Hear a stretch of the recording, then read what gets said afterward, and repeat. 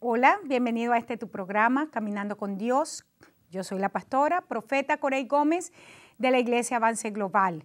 Es una bendición para nosotros poder compartir contigo hoy, porque hoy es el día que hizo el Señor. El salmista dice, como es el día que hizo el Señor, pues nos gozaremos y nos alegraremos en Él. Nuestra oración es que este sea un día de gozo para ti, de paz, de bendición, de prosperidad, que de la misma manera que prospera tu alma, todas las cosas a tu alrededor prosperen.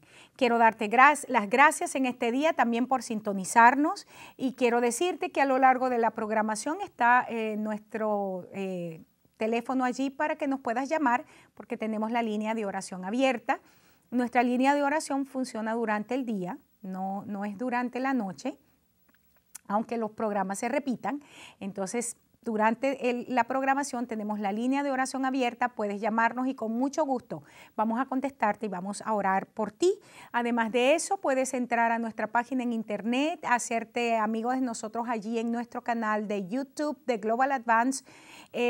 Va a ser de gran bendición. Tenemos allí todas nuestras series y puedes verlas pues con bastante orden, especialmente si eres un estudiante de la palabra, quieres retomar los temas y quieres empezar a estudiarlos a fondo, puedes entrar entonces en YouTube y mirar por series la programación.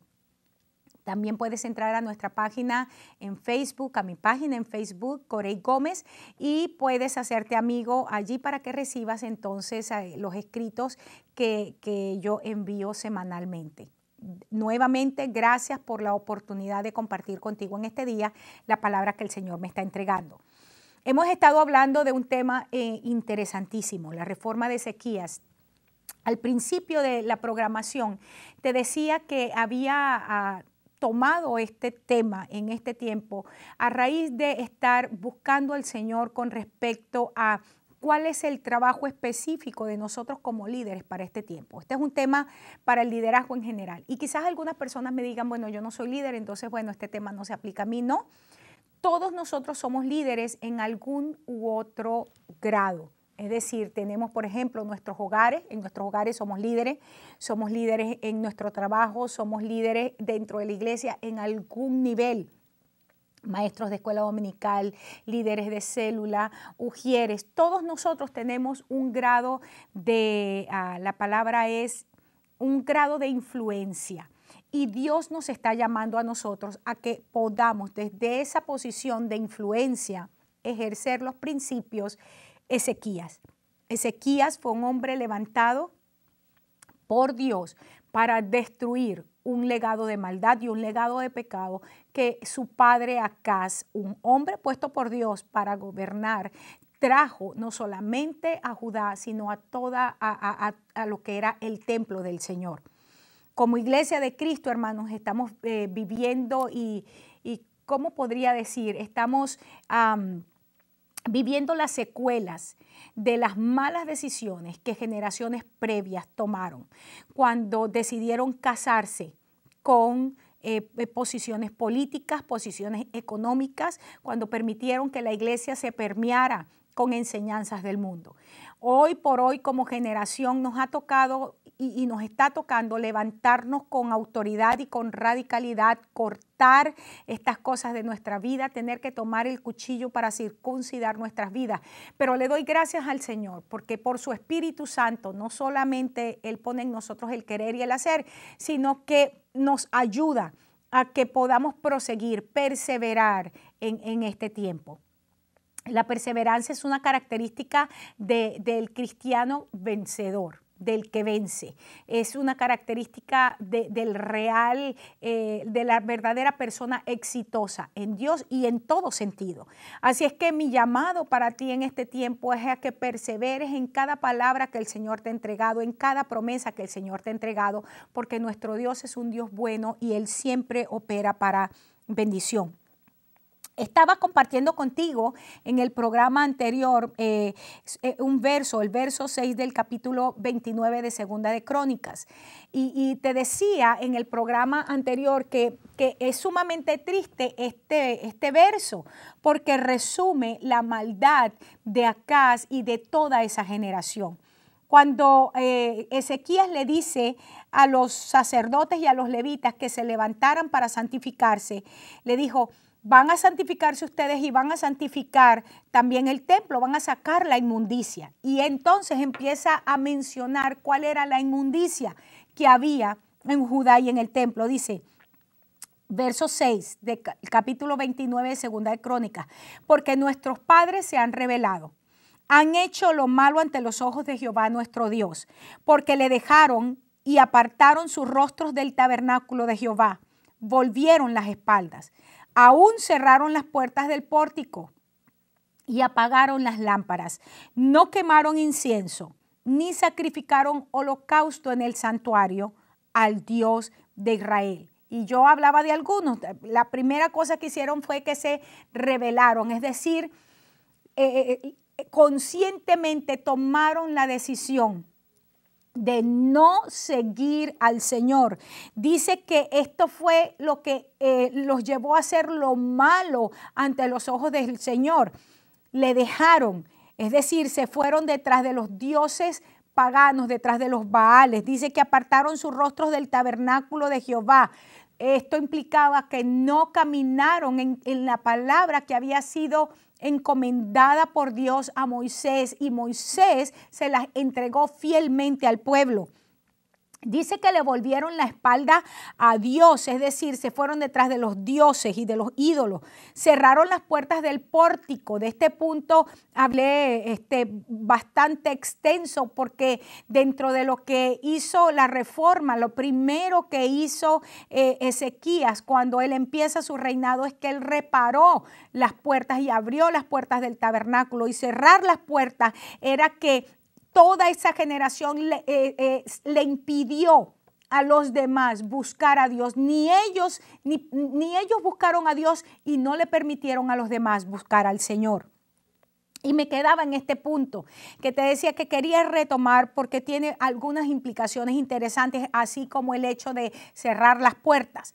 Y es el hecho de que apagaron las lámparas. Es decir, que ellos como generación no mostraron la luz, no brillaron con la luz de Cristo. Y entonces permitieron que las obras de las tinieblas fueran mucho más que las obras de la luz. Caminaron como gente de oscuridad, como gente de tinieblas, como hijos de tinieblas y no como hijos de luz. La palabra de Dios dice claramente que nosotros hemos sido sacados del reino de las tinieblas y hemos sido trasladados al reino de la luz, al reino del amado Hijo Jesucristo. Esto es para anunciar las virtudes de aquel que nos llamó. Las virtudes de Jesucristo, porque es Jesucristo quien por su muerte vicaria en la cruz del Calvario nos traslada de un reino a otro reino, de la oscuridad a la luz del Evangelio. Y dice aquí que ellos apagaron las lámparas. Y no te olvides que una de las cosas que el Señor le había dicho a Moisés y que era un mandato perpetuo para Aarón y para sus hijos, que no podían permitir que el fuego de las lámparas se apagara en ningún momento. De hecho, no te olvides que la razón por la cual la primera muerte en el santuario, que fueron los hijos de Aarón, mueren porque ellos empezaron a colocar fuego extraño. Es decir, Dios en aquella primera ocasión hizo descender fuego del cielo, y de ese fuego era que se tenía que mantener las lámparas encendidas, y las lámparas tenían que ver con la intercesión que se estaba haciendo. Eso es lo que vemos en el libro de Apocalipsis, y esto yo lo he enseñado en otros programas. Ahora fíjate, la lámpara que ardía era emblema de prosperidad en primer lugar. Esto es muy importante. Cuando dice que ellos apagaron las lámparas, esta es una de las razones por la cual ellos son sitiados a nivel natural, y empezaron a ver, porque si tú estudias sobre todo el libro de Jeremías, empiezas a ver una descripción de lo que empezó a ocurrir en Jerusalén a causa del siteo. Y ellos fueron sitiados y los suplementos, vamos a decir, para poder vivir empezaron a escasear. Lo segundo es que la lámpara era símbolo de el hecho de que estuviera apagada, era símbolo de muerte, de ruina y de maldición. Hermanos, cuando la luz del evangelio no opera en nuestra vida, cuando la luz del evangelio no está trayendo una revelación a nuestra vida del orden de Dios, del carácter de Dios, de los planes de Dios para nuestras vidas, nosotros estamos caminando en muerte. Hay algo que es sumamente importante. Cuando Adán y Eva pecaron en el huerto del Edén, la razón por la cual ellos cayeron en pecado, dice la Biblia, es porque comieron de un árbol que estaba prohibido. Y ese árbol tenía un nombre, el árbol del conocimiento. Pero era el conocimiento del bien y del mal. Ahora, fíjate, si tú puedes conectar cuando el Espíritu de Dios viene a nuestras vidas, según Efesios, capítulo 1, dice que el Espíritu Santo viene y toca nuestros sentidos. Y nosotros podemos entonces percibir y crecer en el conocimiento de Cristo. ¿Cuál fue entonces el problema de ellos? Comieron de un árbol que estaba prohibido, era de manera ilegal que ellos entraron a conocer entre lo bueno y lo malo. De allí en adelante, todo aquel que juzga por lo que es bueno y por lo que es malo, por lo que es conveniente o lo que no es conveniente, está comiendo del mismo árbol. Y este árbol produjo muerte. Cuando la lámpara de la luz de Cristo se apaga en nosotros, entonces nosotros caminamos en la misma maldición y en la misma muerte que entró por el primer orden adámico. Me gusta cuando el apóstol Pablo, hablando de estos dos órdenes, dice que por ese primer orden adámico entró la muerte, pero por el segundo orden adámico, que es Cristo, entró la vida. Hermanos, es importantísimo que nosotros entendamos que este pecado de apagar las lámparas en nuestras vidas, en nuestras congregaciones, tiene que ver con la iluminación que produce la palabra. Dice, lámpara es a mis pies tu palabra. Cuando la palabra deja de ser aquello que me dirige, cómo camino, para qué decisiones debo tomar, y empiezo a tomar decisiones por lo que es bueno o es malo, por lo que me conviene o no me conviene, por lo que es políticamente correcto, por la legislación que se está haciendo en la ciudad. Yo decía en estos días, ¿qué pasa si en nuestra nación de Estados Unidos empieza a legislarse contra que es ilegal ser cristiano? ¿Sabes tú que muchísimas de las congregaciones quedarían vacías? Porque entonces, ¿cómo vamos a ir en contra de lo que es constitucional? Entendamos algo, Dios nos levantó y nos posicionó en este tiempo para ser gente que traiga una declaración de su palabra y un establecimiento del reino.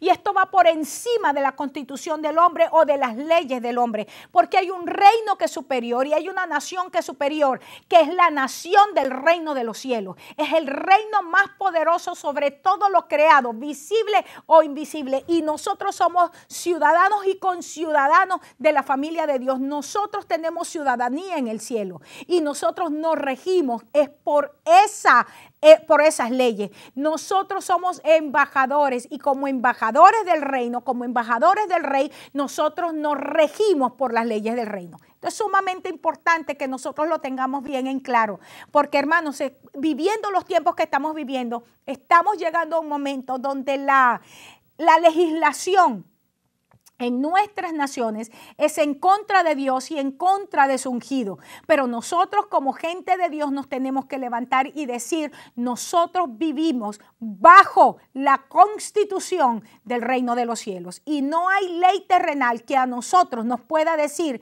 cómo vamos a caminar, y especialmente si eso va en contra de lo que el Señor ha establecido para nosotros. Dice la Biblia que la lámpara estaba establecido que debía arder continuamente. Miren, Levítico 24, 1 al 4, aquí encontramos ese establecimiento. Y quiero que lo leamos juntos. Levítico 24, 1 al 4 dice, habló Jehová a Moisés diciendo, manda a los hijos de Israel que te traigan para el alumbrado aceite puro de olivas machacadas, para hacer arder las lámparas continuamente.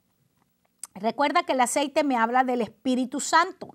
Ahora, la obra del Espíritu Santo, el hecho de ser triturados, ¿cómo ardemos cuando el aceite del Señor, cuando el Espíritu Santo viene y empieza a triturarnos? Dice, fuera del velo del testimonio en el tabernáculo de reunión la dispondrá Aarón desde la tarde hasta la mañana delante de Jehová. Es estatuto perpetuo por vuestras generaciones. ¿Entiende esto? Las lámparas aquí, que es lo que vamos a llamarlas, el mismo candelabro que nosotros encontramos en Apocalipsis capítulo 1, que es la manifestación de la iglesia, que es porque dice que los 7 candelabros eran las 7 iglesias, estaba haciendo alusión directa a la iglesia. Entonces entiende algo, cuando la iglesia de Jesucristo deja de alumbrar y nosotros alumbramos por la palabra, nosotros no solamente estamos caminando en tinieblas, sino que estamos trayendo oscuridad a nuestras naciones.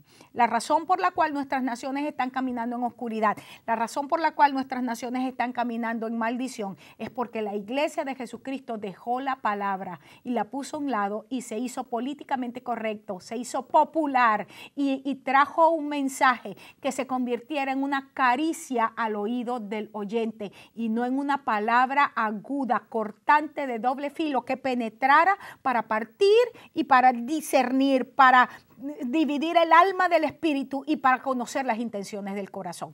Cuando nosotros cambiamos eso y cuando nosotros pretendemos ser más buenos que Dios y pretendemos llenar lo que nosotros estamos llamando iglesia con un montón de gente que no es circuncidada, porque la palabra es lo que circuncida, entonces nosotros estamos trayendo abominación a la casa del Señor. Y la casa del Señor no es el edificio, la casa del Señor es la reunión de los santos, la congregación de los santos. Sigue diciendo, sobre el candelero limpio pondrá siempre en orden las lámparas delante de Jehová. Entonces, el hecho de que ellos no quemaron el incienso es que no oraron al Señor. Ellos dejaron de tener esa intimidad con Dios. En Isaías 62:24 dice, pero miraré a aquel que es pobre y humilde de espíritu y que tiembla a mi palabra. Estamos hablando, ¿verdad?, de que esto tiene que ver con la palabra, tiene que ver con una obra del Espíritu Santo machacando nuestras vidas, pero es todo por la palabra de Dios. Dice, el que sacrifica buey es como que matase un hombre, el que sacrifica oveja como si degollara un perro. Pero ¿qué es lo que está diciendo? Ahora está usando lo contrario. Dice, el que es humilde de corazón, a ese es el que yo voy a ver, porque ese recibe, lo vuelvo a leer, dice, el que es pobre y humilde de espíritu, que tiembla mi palabra. Es decir, que cuando la palabra de Dios viene, produce en él ese estremecimiento de saber, es Dios el que me está hablando, es tiempo de hacer cambios en mi vida. Pero dice, esto no es así en tu vida, mira. Traes un sacrificio, es como que estuvieras matando a alguien. Es decir, cuando tú la palabra de Dios la menosprecias, es exactamente lo mismo que convertirse en un asesino. Es lo que está diciendo aquí. El que sacrifica un buey, o sea, el que le trae una ofrenda al Señor, pero que no tiembla delante de su palabra, es exactamente como que mata un perro. El que hace ofrenda es como que se ofrece una sangre de cerdo, es decir, es abominación. El que quema incienso, como si bendijese a un ídolo. Imagínate, tú lo llamas idólatra cuando nosotros menospreciamos la palabra de Dios, porque escogieron sus propios caminos y su alma amó sus abominaciones. También yo escogeré para ellos escarnios. Wow, esta palabra para mí es sumamente fuerte. Escogeré para ellos escarnios y traeré sobre ellos lo que temieron. Porque llamé y nadie respondió. Mira lo que está diciendo aquí. Cuando nosotros menospreciamos la palabra, aquello que le tememos nos alcanza. Aquello que le tememos viene en contra de nosotros y nos destruye. Dice, porque llamé y nadie respondió. Hablé y no oyeron. Está hablando justamente de poner la palabra de Dios a un lado, sino que hicieron lo malo delante de mis ojos y escogieron lo que me desagrada.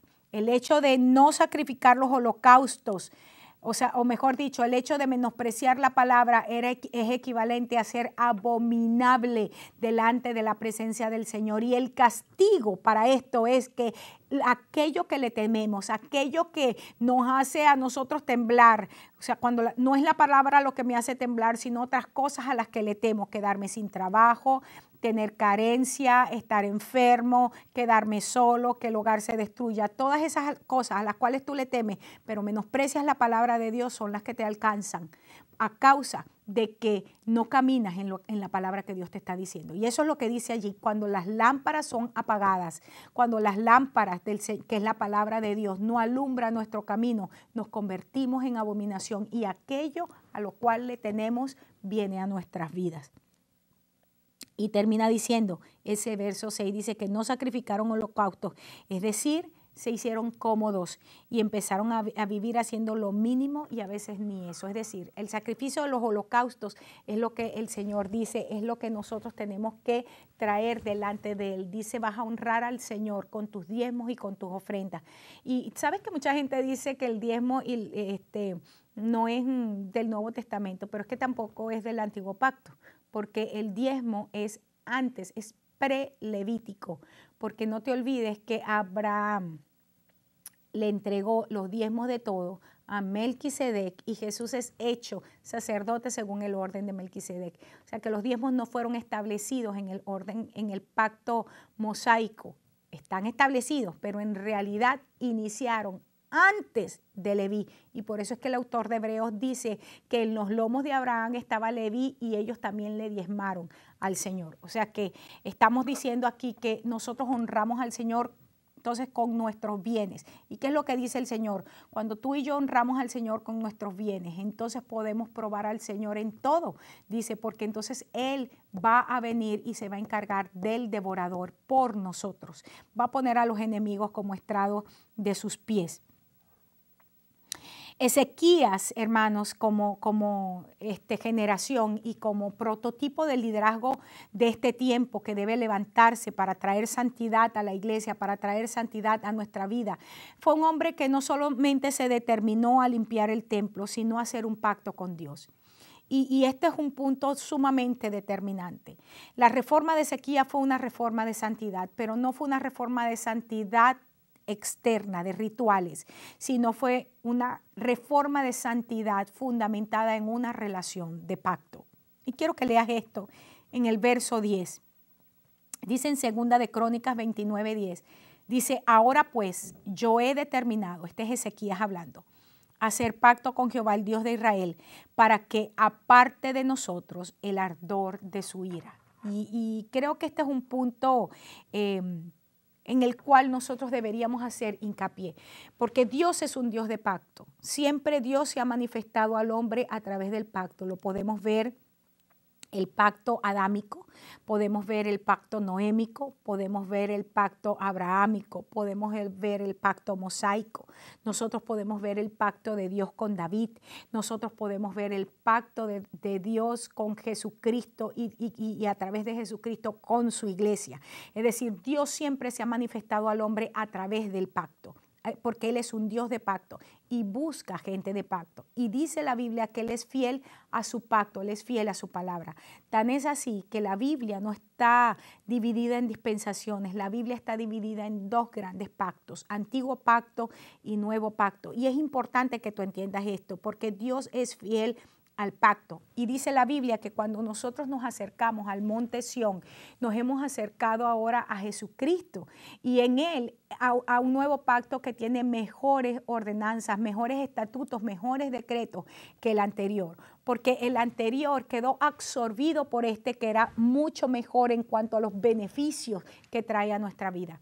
Hermanos, y cuando podemos estudiar el pacto de Jesucristo y podemos ver lo que el Señor ha hecho por nosotros, empieza diciendo que Él se hizo maldición para que nosotros fuésemos hechos justicia de Dios en Él. Se llamó el Hijo de Hombre para que nosotros fuéramos llamados hijos de Dios. Él se hizo pecado para que nosotros ahora pudiésemos caminar sin pecado. Y empiezas a ver, Él llevó en la cruz del Calvario, en el madero, todas nuestras enfermedades para que nosotros podamos ser sanos. Él se hizo pobre para que nosotros fuésemos ricos. Empieza a ver todas las cláusulas del pacto, hermanos, y son de gran bendición, de gran beneficio para nuestra vida. Y dice aquí que Ezequías entendió que la única manera que el ardor de Dios, que la ira de Dios se apartara de ellos era renovando el pacto. Estamos en un momento que tenemos que renovar el pacto con nuestro Dios. Y aquí no me estoy refiriendo que ahora yo te voy a decir, haz un cheque, mándame $1000 para que hagas un pacto con Dios y entonces tú vas a ver tu bendición cumplida. No, porque eso se llama mercadear con la unción. Yo te estoy dando un principio. Hacer pacto con Dios es un principio bíblico. La forma como tú hagas el pacto es algo donde tú tienes que buscar revelación de Dios. Hay muchas maneras bíblicamente hablando de hacer el pacto y es importante que tú revises cómo vas a hacer un pacto con Dios en este tiempo. Tienes una familia, hermano, destruida. Estás viviendo una vida llena de ansiedad, llena de angustia, enfermedad, persecución, como tú quieras. Es tiempo de hacer pacto con Dios. Vuelvo a decirte, tú no tienes que mandarme a mí un cheque para que tú hagas un pacto. El pacto es entre Dios y tú. Y claro, si vas a entregarle dinero, llévalo a la congregación, pero o mejor dicho, llévalo a la congregación donde te alimenta, porque esa es la otra cosa, cuando dice que lo debemos llevar al alfolí. El alfolí es el lugar de donde nosotros nos alimentamos, y muchos de ustedes no se están alimentando en sus congregaciones, se están alimentando de otro liderazgo. Déselo a ese líder de quien usted se está alimentando. Así es que en el nombre de Jesús, yo estoy hablando para los que tienen oídos para oír lo que el Espíritu está diciendo. Yo he determinado hacer pacto con Jehová, el Dios de Israel, para que aparte de nosotros el ardor de su ira. Fíjate cómo dice el verso 11. Dice, entonces, hijos míos, no es el momento para ser negligentes, porque el Señor los ha elegido a ustedes para que estén sirviendo ante su presencia, para que sean sus siervos y le quemen incienso. Le estaba hablando a los levitas y le estaba diciendo, vamos a santificar. Santifíquense ustedes, santifiquen el santuario. En todas estas áreas van a santificarlo porque yo voy a hacer pacto y ustedes tienen que ser gente que ponga manos a la obra porque han sido escogidos por Dios para quemar el incienso delante de su presencia. Esa es la misma palabra que yo te digo en este tiempo. Tú y yo hemos sido escogidos por Dios en este tiempo para mantener las lámparas encendidas. Tú y yo hemos sido escogidos por Dios para interceder, no solamente por nuestras familias, hermanos, sino también por las naciones de la tierra. La herencia del Señor para nosotros es las naciones de la tierra. Pídeme y te daré por herencia las naciones, hasta los confines de la tierra. Cada vez que leo este pasaje, tengo necesariamente que remitirme a lo que el Señor desde el principio está hablando. Dios le dijo a Abraham, Abraham, en tu simiente todas las naciones serán benditas. Siempre el corazón del Señor ha sido en las naciones. Encender incienso, venir delante del Señor intercediendo en ese ministerio intercesor, igual que Cristo por su iglesia, es traer a las naciones delante de Él. Nuestras naciones, hermanos, están en una necesidad imperante de Dios. Y es importante que tú y yo nos ubiquemos en el llamado que el Señor ha colocado en nuestras manos, la responsabilidad que tenemos de presentar delante de Él las naciones de la tierra. Ya estoy cerca de terminar. No he terminado el tema, aún me quedan varios puntos por tratar, pero quiero invitarte a mi próximo programa donde vamos a seguir hablando acerca de la reforma de Ezequías, un prototipo de liderazgo para el líder del siglo XXI. Trayendo una santidad, una reforma de santidad a la iglesia, a la familia y a nuestras propias vidas. Así es que te digo, como le dijo él a los levitas, no seas negligente en este día, porque Dios nos ha escogido para mantener incienso prendido delante de su presencia. Dios te bendiga y Dios te guarde. Te espero en mi próximo programa.